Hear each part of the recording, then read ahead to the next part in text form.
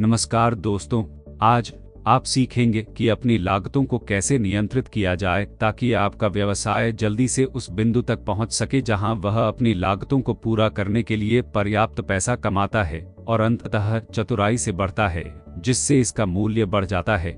सरलता के लिए मान लीजिए कि पाउडर का एक पैकेट, जिसे हम 1 इकाई कहेंगे, का बिक्री मूल्य 100 रुपए है। जब आप पाउडर की 1 इकाई 100 रुपए में बेचते हैं तो सामग्री की कीमत 66 रुपए होती है। इसके अलावा पैकिंग के लिए 7 रुपए और पाउडर के परिवहन और वितरण के लिए अन्य 4 रुपए जोड़ें।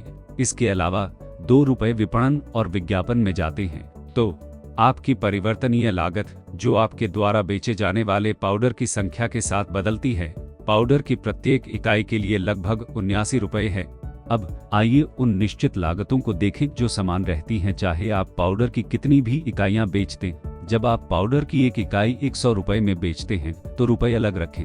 कारखाने की जगह किराए पर लेने के लिए 0.5 रुपए और अन्य बिजली और पानी जैसी उपयोगिताओं के लिए 0.5 और अपने श्रमिकों को भुगतान करने के लिए 3 रुपए तक, यदि आप बाहरी श्रमिकों को काम पर रख रहे हैं। यदि आप ऋण लेते हैं तो अतिरिक्त रुपए शामिल करें, एक उस ब्याज के लिए जो आपको देना है। यह सब लगभग रु तक जोड़ता है। पाउडर की प्रत्येक इकाई के लिए निर्धारित लागत का 5%। जब आप निश्चित और परिवर्तनीय दोनों लागतों को जोड़ते हैं तो पाउडर की प्रत्येक इकाई बनाने के लिए आपको 84 रुपए खर्च करने पड़ते हैं, जो रुपए में बिकती है 100। इसका मतलब है कि आप पाउडर की प्रत्येक इकाई के लिए 16 रुपए का लाभ कमाते हैं। हालांकि आपको करों में 5 रुपए का भुगतान करना पड़ सकता है, इसलिए करों के बाद आपका लाभ प्रति पाउडर लगभग 11 रुपए है। यह कहने का एक सरल तरीका है कि आपका शुद्ध लाभ मार्जिन 11% है। अब नियोजन भाग के लिए आपके पास 2 विकल्प हैं, या तो अपने लाभ का कुछ हिस्सा व्यवसाय में फिर से निवेश करें या अपने लिए पैसे का उपयोग करें। अपने लाभ का आधा हिस्सा लगाना बुद्धिमानी है, जो कि रु 5.5 स्टॉक जैसी चीजों के लिए व्यवसाय में वापस। फिर आप बाकी रुपए का उपयोग कर सकते हैं 5.5 अपने या अन्य उद्देश्यों के लिए। जल्दी से लाभ कमाने के लिए अपनी निश्चित लागत को कम करने का प्रयास करें। पाउडर बनाने के लिए जगह किराए पर लेने के बजाय अपने खुद के शेड का उपयोग करें।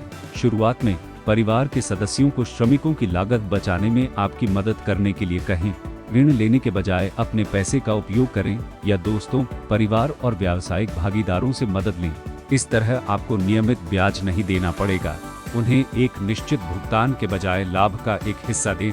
यदि आप इन लागतों को कम रखते हैं तो आप दूसरे महीने से लाभ कमाना शुरू कर सकते हैं। जब आपके ग्राहक आपके उत्पादों को पसंद करेंगे और आपका व्यवसाय बढ़ेगा तो आपको इसे चलाने के लिए अधिक धन की आवश्यकता होगी। आपको अधिक सामग्री खरीदनी होगी, अधिक उत्पाद बनाने होंगे और तैयार माल और दुकानों के लिए क्रेडिट के लिए पर्याप्त पैसा होगा। यही वह जगह है जहां पर्याप्त कार्यशील पूंजी होना महत्वपूर्ण है। यह आपके व्यवसाय को बढ़ने में मदद करता है। आप इस पैसे को बैंकों या स्थानीय समूहों से प्राप्त कर सकते हैं, लेकिन अपनी कमाई का उपयोग करना सबसे सस्ता तरीका है। अपने मुनाफे का आधा हिस्सा व्यवसाय में रखने और फिर से निवेश करने से आप 2 काम करते हैं। आपके पास काम करने के लिए अधिक कार्यशील पूंजी है और आप अपने व्यवसाय के मूल्य को बढ़ाते हैं। जब आप पुनर्निवेश करते हैं तो आप बड़े ऑर्डर संभाल सकते हैं और अधिक स्टॉक रख सकते हैं। इससे अधिक व्यवसाय होता है और इसके परिणाम स्वरूप आपके व्यवसाय का मूल्य बढ़ता है। चलो आगे देखते हैं।